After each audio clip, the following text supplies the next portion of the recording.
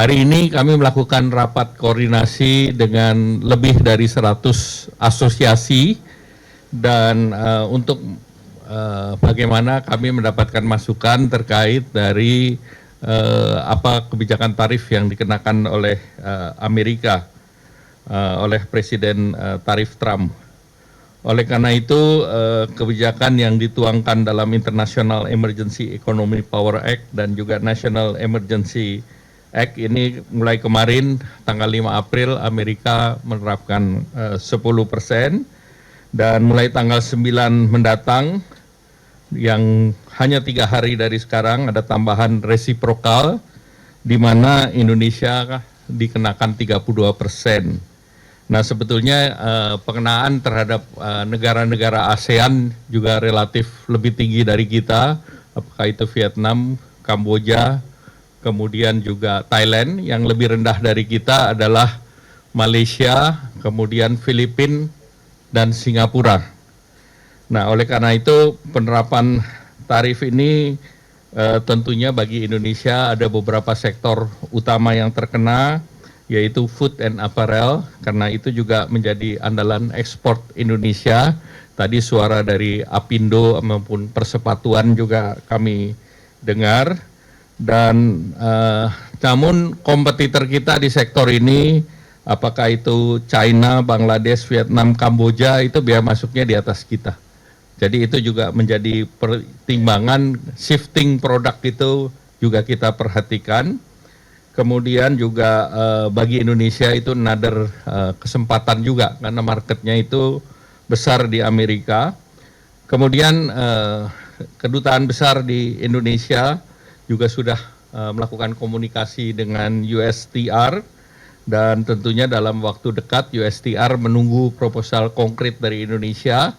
Dan tentu hari ini kami selalu berkomunikasi dengan Bapak Presiden Prabowo. Sudah minggu lalu saat diumumkan dengan Donald Trump, kemudian sehari sebelum saya bertemu dengan Perdana Menteri Anwar Ibrahim sudah berkomunikasi, dan kemarin Bapak Presiden juga bertemu, dan hari ini juga laporannya ditunggu, laporan dari hasil koordinasi hari ini. Nah tentunya Bapak Presiden sudah mengarahkan setelah hari ini kita akan memberikan masukan kepada Amerika untuk kita bisa memberikan respons, dan harapannya tentu Amerika sendiri kan ini dikenakan kepada seluruh negara. Maka pada waktu yang sama seluruh negara ingin bertemu dengan Amerika. Nah oleh karena itu Indonesia sendiri akan mendorong beberapa kesepakatan. Dan dengan beberapa negara ASEAN, Menteri Perdagangan atau Commerce, saya juga berkomunikasi selain dengan Malaysia juga dengan DPM Singapura, dengan Kamboja dan yang lain untuk mengkalibrasi sikap bersama ASEAN. Pemimpin atau Menteri Perdagangan akan bertemu tanggal 10, Pak Mendak mungkin akan hadir di sana, di mana ASEAN akan mengutamakan negosiasi. Jadi ASEAN tidak mengambil angka retaliasi, tetapi Indonesia dan Malaysia akan mendorong yang namanya trade investment TIFA. Karena kita TIFA sendiri secara bilateral ditandatangan di tahun 96 dan banyak isunya sudah tidak relevan lagi, sehingga kita akan mendorong berbagai kebijakan itu masuk dalam TIFA. Nah selanjutnya beberapa non-tarif measures, kemudian terkait dengan tarif dan bagaimana kita meningkatkan import. Arahan Bapak Presiden bagaimana delta daripada import ekspor kita yang bisa sampai 18 billion dollars diisi dengan produk-produk yang kita import, termasuk gandum, cotton, bahkan juga salah satunya adalah produk migas. Di samping itu Indonesia sendiri dalam proyek strategis nasional akan membangun beberapa proyek termasuk refinery. Nah mungkin salah satu komponennya kita beli dari Amerika. Jadi itulah beberapa hal yang ingin kami sampaikan. Ada tambahan Pak Omi? Cukup ya? Ya.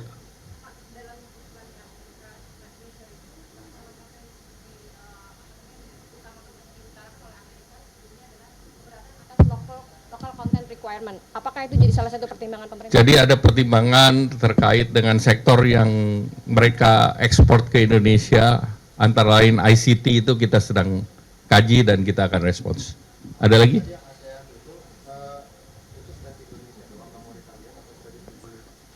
Hampir semua negara ASEAN tidak retaliat. Jadi Vietnam sudah menurunkan semua tarifnya ke nol.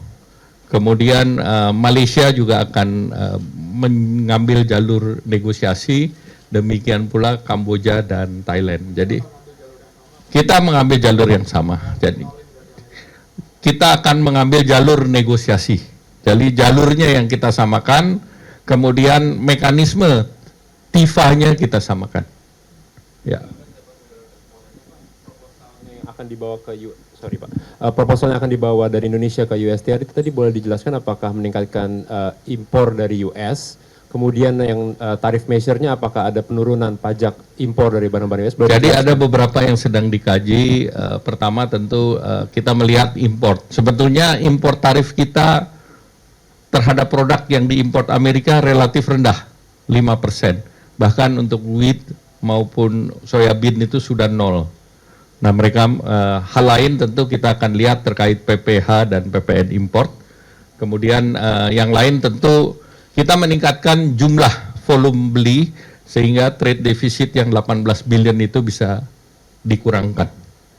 Ya baik.